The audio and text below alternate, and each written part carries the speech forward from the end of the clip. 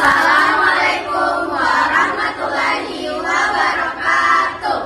Hai semuanya, kami dari kelompok 1 ingin mempresentasikan video edukasi tentang sampah, terkhususnya sampah organik. Video ini akan menjelaskan definisi sampah organik, non-organik, dan kertas.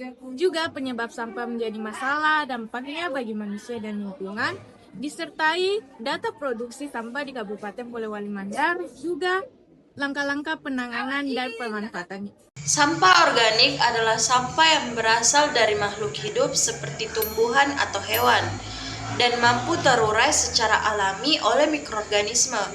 Contoh sampah organik antara lain sisa buah dan sayur, daun kering, kulit telur, tulang ikan, dan sisa makanan. Proses penguraian sampah organik biasanya membutuhkan waktu beberapa hari hingga beberapa minggu, tergantung jenis bahan dan kondisi lingkungannya. Adapun definisi dari sampah non-organik. Sampah non-organik ialah sampah yang berasal dari bahan sintetis atau mineral yang sulit terurai oleh alam, seperti plastik, kaca, kain sintetis, styrofoam, dan kaleng. Plastik membutuhkan ratusan atau ribuan tahun untuk terurai, sedangkan kaca bisa bertahan hingga ribuan tahun jika tidak didaur ulang. Sampah menjadi masalah ketika volume sampah yang dihasilkan oleh masyarakat jauh lebih besar daripada kemampuan sistem pengolahan sampah. Setiap hari, manusia mengonsumsi makanan, menggunakan barang sekali pakai, menghasilkan sisa dapur, dan membuang kemasan plastik. Namun, tidak semua sampah dipilah dengan benar. Selain itu, kesadaran masyarakat untuk mengurangi, memilah, atau mendaur ulang sampah masih rendah.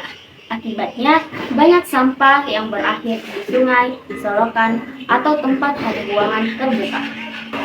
Faktor lain yang memperburuk situasi yaitu kurangnya fasilitas pengolahan seperti bank sampah, tempat kompos, dan edukasi berkelanjutan. Dampak sampah jika tidak dikelola dengan baik. Jika sampah tidak dikelola dengan baik, akan timbul berbagai dampak negatif bagi lingkungan dan kesehatan. Sampah dapat mencemari tanah, air, dan udara, mengganggu ekosistem, serta menyebabkan banjir. Sampah yang membusuk menjadi sarang penyakit, sedangkan sampah plastik di laut mengancam kehidupan biota laut dan mengganggu kenyamanan masyarakat. Data ini menunjukkan bahwa produksi sampah di Polewali Mandar masih tinggi dan memerlukan pengelolaan yang lebih baik karena timbulan sampah yang terus meningkat tetapi presentasi penanganannya tidak selalu naik. Berdasarkan data resmi Dinas Lingkungan Hidup Kabupaten Polewali Mandar, timbulan sampah setiap tahunnya cukup banyak. Pada tahun 2020 ada sekitar 363.000 meter kubik. Pada tahun 2021 meningkat menjadi 464.000 meter kubik.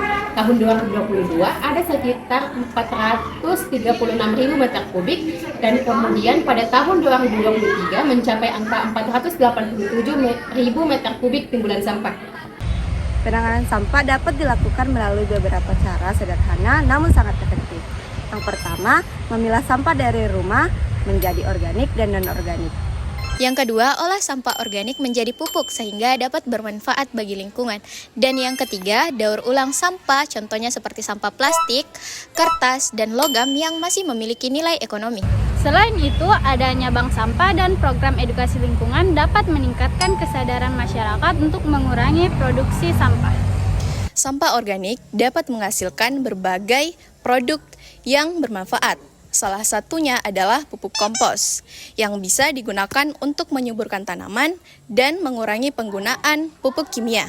Selain itu, sampah organik dapat digunakan sebagai pakan larva black soldier fly atau maggot yang memiliki ekonomis sebagai pakan ternak bernutrisi tinggi. Dari sisi sampah non-organik, plastik dan kertas dapat diolah menjadi produk daur ulang seperti tas belanja, kerajinan, kertas baru, atau bahkan batako ringan dari limbah plastik. Solusi sampah tidak hanya soal pengangkutan, tetapi juga pengelolaan di masyarakat. Bank sampah dan TPS 3R membantu mengurangi sampah dengan memilah dan mengolahnya sejak dari rumah, sehingga tidak semua sampah masuk ke TPA dan kebiasaan peduli lingkungan dapat tumbuh. Kesimpulannya, sampah adalah masalah serius yang harus ditangani dari sekarang. Sampah organik, non-organik, bahkan kertas memiliki karakteristik yang berbeda-beda, sehingga memerlukan metode pengelolaan yang berbeda pula. Dengan mengenali dampak dan memahami solusi yang ada, kita dapat membantu mengurangi pencemaran lingkungan dan juga kita dapat menjaga kualitas lingkungan menjadi lebih baik. Mari mulai dari diri kita sendiri, pilah sampah dari rumah dan kurangi penggunaan plastik sekali pakai dan manfaatkan sampah organik menjadi sesuatu yang berguna.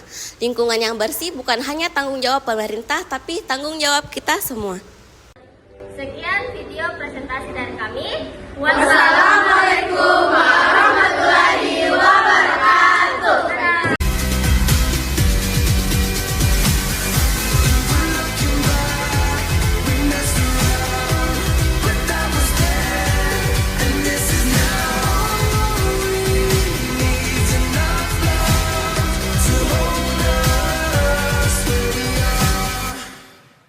Meanwhile, Sampah organik.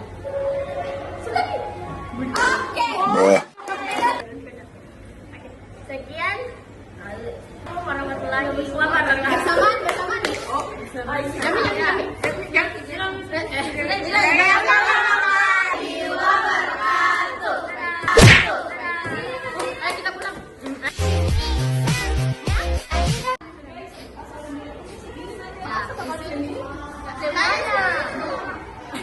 Tolong Kak Cok.